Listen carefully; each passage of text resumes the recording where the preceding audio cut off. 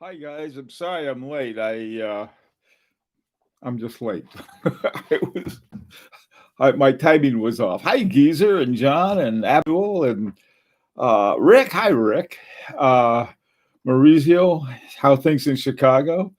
Indrajit, Andrew, how you doing? Let's see. Okay. Um, what I thought would be something worth talking about is the kinds of watch collections saying, well, this is a super plain watch. Let me see if you can see it. It's just time with small seconds at 6 o'clock. As far as whirligigs and functions and so forth, it's pretty much a time only watch. But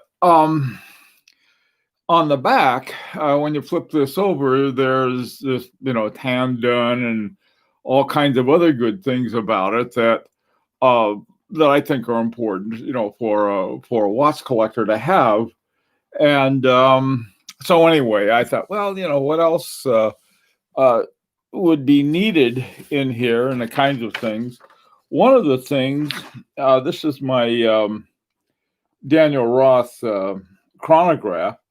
And most people think that a chronograph is an important thing to have. By the way, let me ask you, is the sound okay? What I did is that I sort of went back to one of my microphones, and the reason for it was one of my older videos, somebody had made a comment on it, and so I thought, well, I better see what I was talking about. And I went back, and it was one of my older microphones I used to use before one of them went goofy. But so let me know if the sound isn't right. Please tell me. Okay. Hi, Elle. Hi, Dwayne. Hi, rocket sailing. Sorry. Hi, Tim and Clyde and Andrew and Void Walker. That's an interesting name. Oh, good. Sounds fine. Thanks, Rick. Hey, Dwayne. Okay. M. Small Pops from Oz. How you doing, man? Dominic, how are you? Oh boy. Well, so let me so what I'd like to do is sort of go through this, and there are a number of different kinds of things. When we talk about functions, they're the kind of functions like you have with a chronograph. Everybody can see it, and you know what to do with it, and there's something extra to do. You can see it with dual times. A lot of dual times will have a extra crown on them to change the one of the times. And there are a lot of different things like that. And so I was so what other functions would be interesting to have? I mean, for a collection. Now, if somebody really likes dress watches and they have a collection of Calatravas and Vacheron Constantin patrimonies and let's see, what is the Audemars Piguet sort of plain dress watch? I'm not sure what it's called. It's about the only one I don't know. But there's like the Rolex Cellini, and I think there's an Omega one too. There are a number of different ones. I mean, you could have a watch collection of nothing but time only. In fact, you could have it with no second hands. But I mean, that I suppose would be one route to go. But what do you think would be saying, okay, if I have a watch collection and I don't want them all to be the same, and I want to have different features of it, what are the features do you think would be essential? So let's hear from you. A DeVille, Geezer, yes, thank you. A Longa. Well, Longa's a brand, not a. This is a Lang, Marco Lang, not a Longa. I think dual time watches are very useful. I agree. Dual time, I think, for any, especially in this modern age, at one time it was only for people who traveled, but now in the age of well, we're from all over the world. I have to go through when I set up a little notice. I have to go through all of these different time zones, and so yeah, Rick, I think that's a dual time or even a world time. I think is really an important one. Yeah, Voidwalker. That's right. It's Jules. Is it Jules Audemars or Jules Piguet? One of those two, but it's the Jules line. You're right, Voidwalker. And those are really great watches, by the way. A different type of movement. Now, John, by different types of movement is like a wind up and automatic. That would be a couple differences too. Alarm function. Yeah, I think alarm functions are really cool. My problem is my hearing's so bad I can't hear them. So I get a little maybe I can feel that. But man, I tell you, I got one. I got a Russian one for $35 on eBay, simply so I could check off my alarm box, knowing that I couldn't hear the thing. When I hear that the recording that I had of the minute repeater from H. Moser, boy, that thing I could really hear. They had a great recording of it, and you could hear that doing that little gong that they had. So yeah, if you can hear it, which is, another thing that I like retrogrades. And the other day I found sort of I don't want to call it pseudo in a bad way, but it was sort of like a pseudo retrograde, where it had the hands on the hour hand and the minute hand, they had asymmetric length, and so what would happen was that when it was at a certain time, these little balls, I guess, little things you could observe with, would go over a certain track, and then the bottom of it was blank. And so and it's a very cool watch. I forgot the name of it. Halo. That was it. That was the Halo something or other. But now that is, to me, that is a very innovative things. Hey there, Lee from Frackin' Gulch, Oklahoma. How are things shaking there, huh? Moon phase. Yeah, moon phase. Yeah. Because werewolves exist. That's a good thing. Moon phase. I got to tell you, when I first got my first moon phase, it was like watching the grass grow. Nothing happened. Watching the thing. But I sort of like him now. I just don't look at him very much unless if there's absolutely no moon at all. I get all stars on mine, which is sort of cool. And then when the moon comes up, you can see it. But it's sort of a neat thing to have. As a hobby astronomer, I think moon phase is really nice. Rocket sailing, yeah. If you want to have something really great, one of the best sort of astrophysicist watch is the one by Van Cleef. It's a woman's watch too. The watch is by Van Cleef and Arpels, but the movement is by Christian Vanderklaw, who is, that's his big thing. Is you can have the whole solar system on this watch. It's like a $200,000 watch, but it's really sort of interesting. Kadoki day-night feature is a cool one. Yeah, Indrajit. Yes, you're right. A day-night thing is really nice. Now, I find it the most useful on my dual time Parmigiani hemispheres, because it has 2 day nights, and so it may be daytime where I am, and I want to call somebody somewhere else, and if they're on the other one on my on my dual time, on my hemispheres, I can take a look at the day-night indicator, and if it's 3 o'clock in the morning, hi guys. So I think I think those are really a nice one, and I like the one that Kadoki has. Kadoki, makes it a celebration, so to speak. I want a simple classic face, but with a movement with real isochronism and actually accurate reserve de March indicator.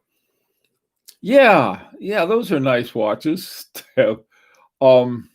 I like to think that my FP Journe Chronomet Souverain is that way, because they use a parallel dual barrels to not to emphasize, I guess, but to try to keep the time more accurate by sort of sharing the amount of stress on it with these two barrels. I don't know how they do it. Most dual barrels are sequential, and so when one runs out, the other one kicks in. Now, this leads to another kind of thing. I don't know if I have a dual barrel sequential. I've got both my FP Journes are one is two time things in there, and that's not, I don't know what that is. Simply, I'm not sure what that is, to tell you the truth.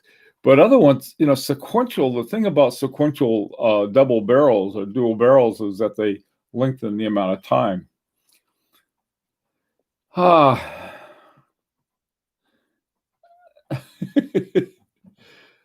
Power reserve is super useful in my opinion. I agree, Andrew. Yeah, I like the one of the reasons I got the when I got my FP Journe, the blue. I like the blue, and I like the Souverain, but the Souverain had the power reserve indicator on, and that's one of the reasons I got it. For a manual, it's power reserve. Yeah, for a manual. The thing is sort of like, I don't know why, putting a power reserve indicator on an automatic, I don't know why it doesn't make that much sense to me. It's sort of like, what'd you do that for? But I can see it. You're so used to your time never running out, and if you took a quick look at your watch and the power reserve indicator was in the red zone, you might go around and run around the office or something to wind it up. Hey, Wayne Kim, how you doing? Erotic automation watches are cool. The ones there are so many, I was surprised. It seems that every really top watchmaker at least had to go out and make one. Just, like, well, I can do that. Like, what are these guys, just sitting there, you're looking at all these little bitty things, and all of a sudden, you got, oh boy, I want to put a couple going at it. See, day dates are pretty useful, especially now when we're spinning it. Abdul, you're right. Like, what day is it? I don't know. It was just like yesterday. And if you have the day date on your watch, okay, well, it's Saturday. I don't have to go to work. I don't leave home anyway. Hard to think. Yeah, I know. It's really funny. Even though this began, I'm a little better at it, because when I retired, it was like everything was the same. Weekends just totally got flattened out. I mean, it was like, well, weekend was just like Wednesday. So, and the same things happen now that we're all sort of locked up.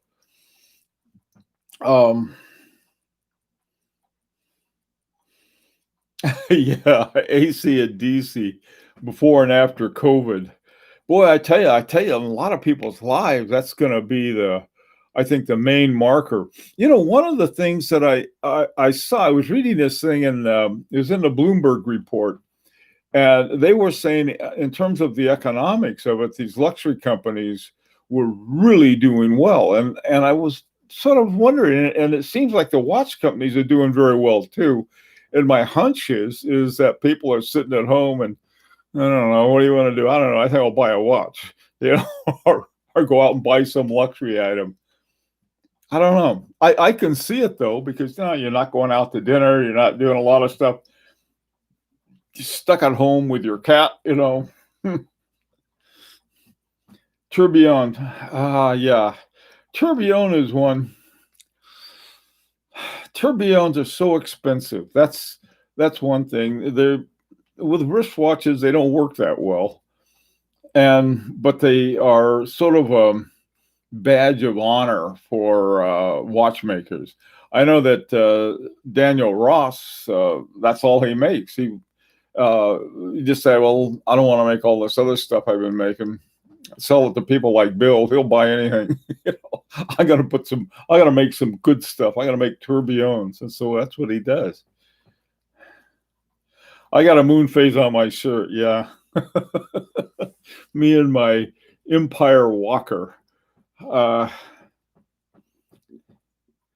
vacation this year. Yeah, man. Usually we go on a cruise every year, and that's always nice because, you get to go to someplace different, and really, you don't have to do anything. You just get up and eat. You don't even have to make breakfast. It's great, and then you go on, you see all of these different things. But boy, it's been, it was like a year ago, last June, I think, or May, where was our last one, and we're probably not going to go again until 2022. I don't know. God knows what's going on. This thing has been such a mess here that hope it works out. Favorite complication is a Remontois. Yeah, Remontois Égalité. Same here, Abdul. Remontois Égalités are hard. Bruce and Andrew and I were talking to Stephen Forsay, and we asked him, well, how come more people don't do them? And he looked at it like, they're really hard to do. That's why. I thought, okay. Apparently they had one, and they charged like, $100,000 or something for them. But that's something. The Remontois 1941 by Gronfeld, those things sold out. Boom. They don't have them anymore. They're all gone. I didn't have the money at the time, and but that's a watch I'd really like to have.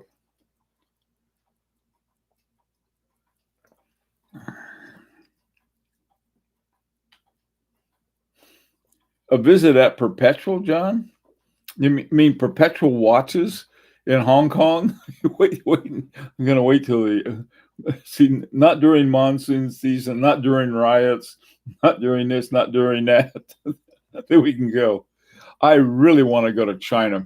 I was there years ago, but only a little part of it, and I would just love to go. That's a big thing. My wife doesn't want to go though. And lots of other places we could go, but I want to go to China. A lot of different stuff. Hourly chime might be a useful function. Yeah, those are very cool. Colin, aren't those the what do they call minute repeaters?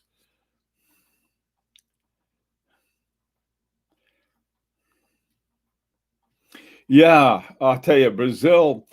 Andrew, we went to Argentina and Uruguay on one. We just hopped on a plane. I found some deal online, and we hopped on a plane and went down to Buenos Aires. We just had a ball, and then over to Uruguay. Love that trip.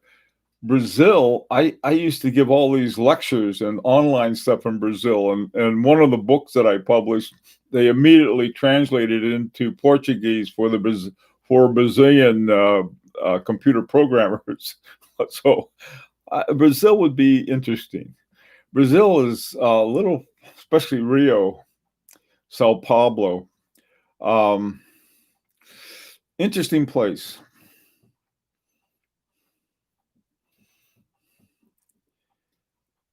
5-1 USD as king of the castle. Yeah. When we were in, Rio is a wonderful place to visit, I think. And going out in the countryside, out into the pampas, and just a lot of fun. Oh, your wife is from Rio. Well, that always helps. Hey, underachieving, how's it doing?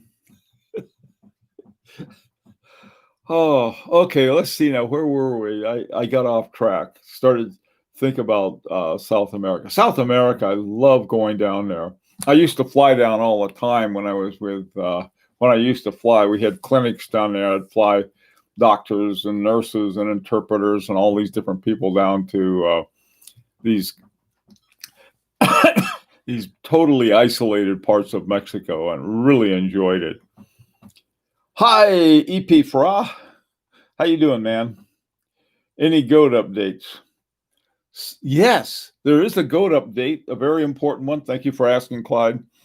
The goats, they mowed the goats' meadow. The, the grass out in the goats' meadow got really high, and so we could just see a little the tails and the heads bouncing around. For some reason, they decided to mow. They have about 13 acres back there, so and then a woods. So they go and they mow the whole thing. And this giant tractor with his great big mower, and so now the goats are. There's your update on the goats. Thank you very much for asking about that. Programmers speak Latin. One of my sons is a programmer. Well, I always say this, Lee, about computers, that people are smarter than computers. Just that's important for you guys to remember. But computers are smarter than programmers. I know that too. Argentina and Chile, yeah, Patagonia, yeah, Giza. Those would be places I'd love to go. I'd also like to go down to Antarctica. That would be another place. If you went to a place like this, one of those places, I would definitely. I have a watch for it, and this has become one of my favorite watches. I'm really not much into sports watches, but I love my Easy Diver. I still have to get the band fixed. The band's a little tight, so I got to get it. I don't know. I may just go once I can go into New York. I'll just go to the Roger Dubuis store there and have them see if they can send off for one. But God, I tell you, this is a wonderful watch to wear. I love this watch, and it's super accurate. That's the other thing about it, and it's the only real sports watch that I have. So. Let's see. Okay, so what are some other things? Greece, huh? Okay, Clyde. We'll go to Greece. I almost bought a Rolex white gold Daytona in Rio over Christmas. Offer was essentially $28K. That's an interesting choice. Or not. Hey, Lee, how you doing, man? What's happening? I don't know. We're talking about different kinds of things we'd like what kind of things would be important to have on a watch. And we've talked about power reserve indicators, remontoire égalité, dual time, world time, different kinds of things like that. So if you got any ideas about that, what would be some other ones you might want to suggest? Hi, Wesley. How you doing? And then no message. What happened? It was retracted. Thought Lunga 1 moon phase full kit 26K 2017. I know I'm going to get... I like the plain vanilla Longa, but I don't know. I just I think they're way too expensive, and not I should talk right, but I just not real excited. If I were going to get a moon phase and didn't have one and wanted to get a good one, I'd get a Christian Vanderklaw and have one of his moon phases, which is it only lasts like 250,000 years or something, and then you got to have it serviced. I don't know. But you know what happened? I guess maybe this is influenced. I have a friend, and in fact, he's a German watchmaker. And when we first met, all he could talk about was Allanga. Oh, Allanga does this and Allanga does that. And he really liked him. And, I thought, wow, yeah, I'll take a look at those. But at some point, I guess they must have been bought by Richemont. And he felt that after that happened, a lot of innovation, a lot of other kinds of things that they were doing sort of went to the wayside as they focused on the bottom line. So, I don't know. I like the Saxonia. I think that's a nice watch. I wish there were more mechanical watches with digital-like displays like the Zywick and the IWC Paul Weber.